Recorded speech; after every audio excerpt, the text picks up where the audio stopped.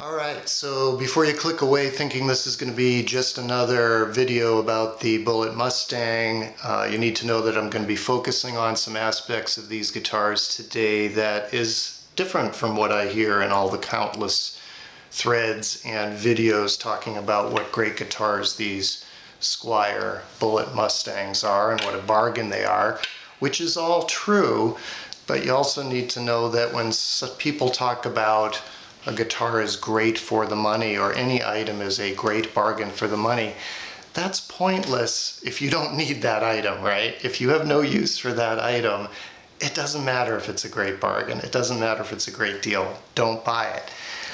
But this guitar has a lot of uses that I'm going to talk about today that I think even if you already have a short scale guitar, you know, a Duosonic or a Mustang or a Jaguar, this might be a good option for you as well. So the first thing, and for me really the main thing that is important about this model that kind of sets it apart, that I don't hear people talking about, can be illustrated by looking at its big brother, the Fender Stratocaster. So tell me, have you ever heard anyone say, "Man, I really love that Strat. I just wish it didn't have those darn comfort contours"? Or have you heard anyone say, "Man, I'd love to play a Stratocaster.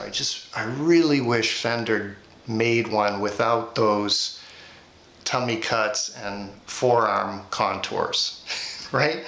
No, you haven't ever heard anyone say that, because they'd be insane if they said that. That's one of the genius elements of the Fender Stratocaster design that Leo Fender pioneered, was these wonderful sleek contours. And similarly, you've never heard anyone say that about a Jaguar or a Jazzmaster. "Man, I'd love a Jag if they didn't have those stupid contours." No one says that, right? So why would you not want contours on your Mustang or your Duosonic? To me, it's a complete head scratcher.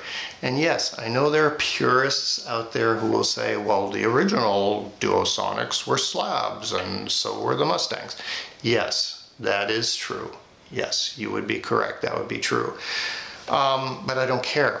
All right, this is beautiful. This is sleek. This is lightweight. People do talk about the lightweight aspect of it. This is 6.4 pounds, which is Goldilocks zone, right? If you're standing and playing, it's not neck heavy. It's funny to me, and it's a little bit ironic that, you know, you can pay well over $1,000 for an American Mustang, and it'll be a slab.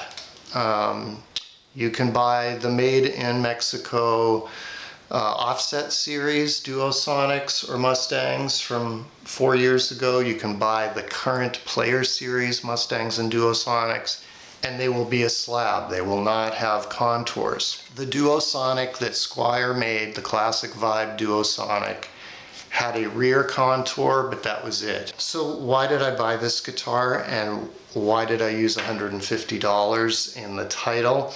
Well, these went for originally, I believe, $129 when they were introduced in 2017-ish. They are now $179 on Sweetwater.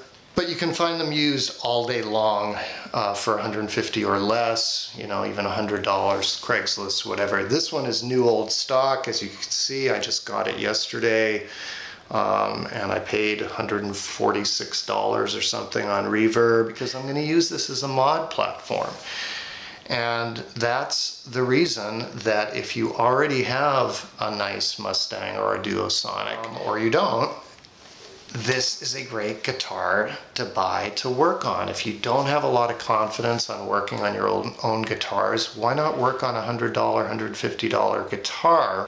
You don't really care that much what happens to it, and it can just be a fun project. And I'm sure you've all seen the amazing projects that people will do with these guitars. So the other thing that I think is really unique and worthwhile about these guitars, already we're making it way more comfortable and easier to play.